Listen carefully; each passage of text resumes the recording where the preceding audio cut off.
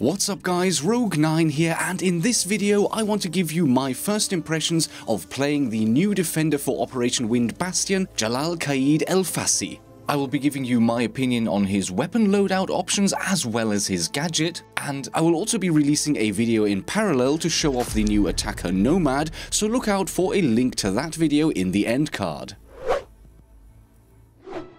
Qaid is a 1-speed, 3-armor operator whose gadget will significantly boost the defender's ability to slow down the attack. But let's maybe look at the details of his loadout first before moving on to my thoughts on his gadget. He comes with a choice of 2 primary weapons and 1 sidearm. First up, he has access to a Steyr AUG A3 9mm submachine gun. In the pre-release version of the season that I played, there still seems to be a little bit of confusion over the capacity of this gun.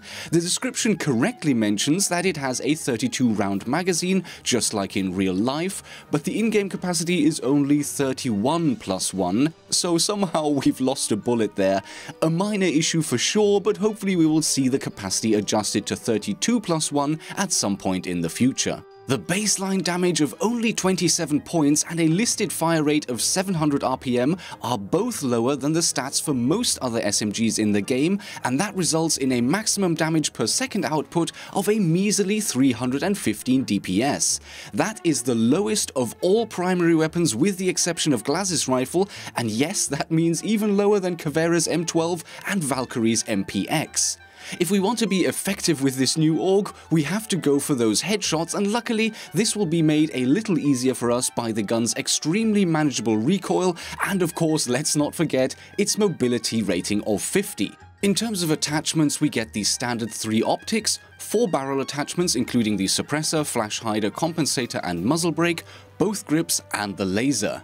Given the manageable recoil of the gun, I would suggest that it could be worth trying out the angled grip at first, and I would say that either the flash hider or muzzle brake should also suit this gun very well. So it appears that we have another pea shooter on our hands. Low damage but great control, and if you're confident on your headshots, this gun will work for you just about as well as the MPX.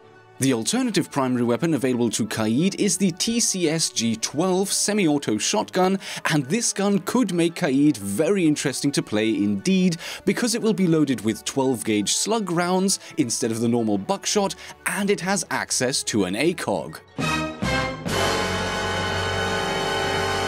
All of you spawn peekers out there, do feel free to pause the video while you go to put on a fresh pair of pants.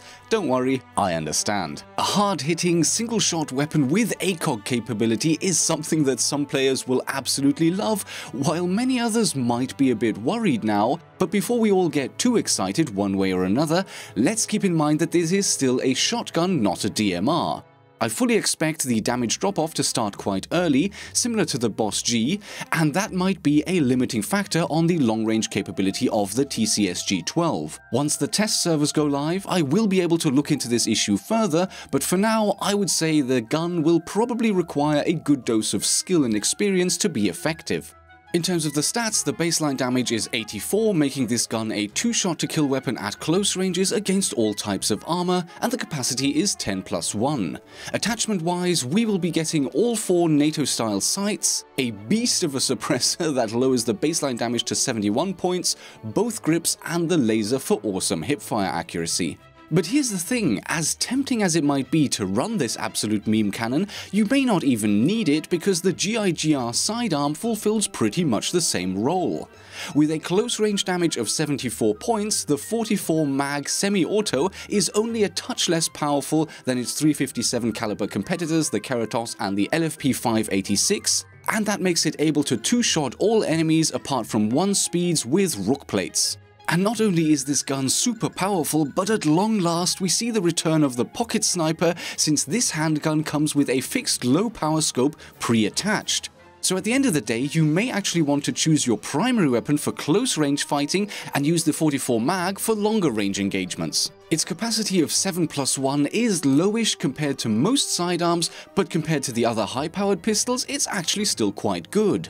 Attachments for this gun are limited to only the laser, and even though the recoil chart makes this gun look quite challenging to master, I thought it actually handled quite well in practice. Maybe that's down to the mobility of 45, who knows? And that's the guns covered. 2 hard-hitting single-shot weapons with magnified optics and 1 really weak-looking SMG. But guns are only half the story of any given operator, and we also need to take the time to examine Kaid's gadgets, the Ratilla? Electroclaws? Interesting bonus fact, Ratilla is Moroccan Arabic for spider, who would have guessed? But for the sake of not wanting to do about 12 retakes for the voiceover of the next couple of paragraphs, I'm simply going to call these gadgets claws. The easy way to describe them is basically a mixture of Ella and Bandit gadgets. Similar to the Gizmots, you can throw them anywhere on the map and pick them up again if required, and they will stick to any surface before taking around 4 seconds to power up.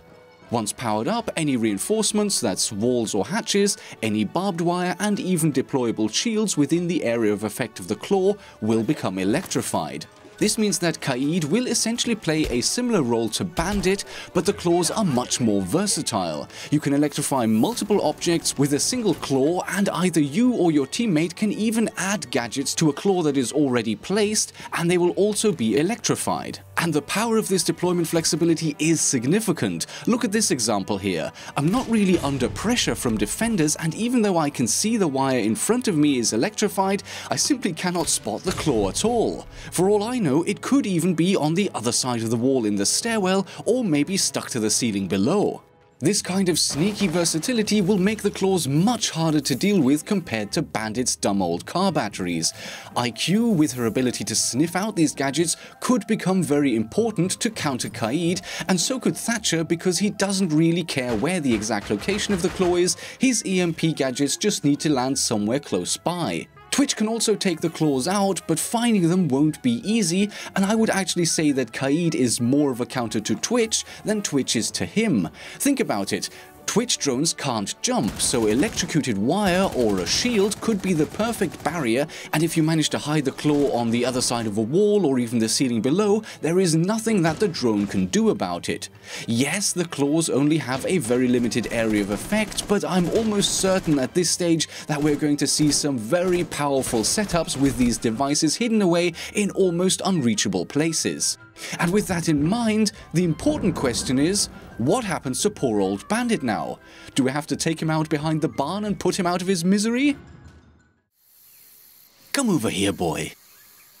That's a good boy. I'm really sorry, old chap, but no one loves you anymore. You've lost your ACOGs, your batteries are kind of crap. The truth is that Kaid is superior to you in just about every way. Trust me. This is better for all of us. Well, that was a bit darker than it needed to be, jeez. But before we take any drastic measures, there is one aspect to consider, and that is the activation time for the Electroclaws. Yes, they are quick and easy to deploy, but their slow activation means that they need to be pre-placed and cannot be used to bandit trick a wall. So we end up with this intriguing set of vulnerabilities to counters.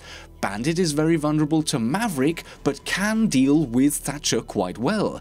Kaid, on the other hand, can be very difficult to deal with for just about anyone except for Thatcher, who will take down the defenses really easily. Whether you're playing with pick and ban or without, guessing which Electro Defender will be used by the opposing team will be important in terms of the operator choices the attackers have to bring, and vice versa. Bandit may be overshadowed by Kaid to a certain degree, but I don't think he's completely obsolete quite yet. So there we have it. Kaid is a one-speed defender whose gadget makes him a great anchor, but whose guns also make him the king of all spawn peaks and long angles. Will you spend the setup phase prepping the site against the advancing attackers, or will you be rushing off to find the nearest window to get in those early kills? And going by what you know now of the new operators, will you be playing more Kaid or Nomad? Let me know in the comments section below. And with that, thank you so much for watching. A link to Nomad's video is coming right up in case you have not seen that yet, and as always, I hope you enjoyed the video and I will see you in the next episode.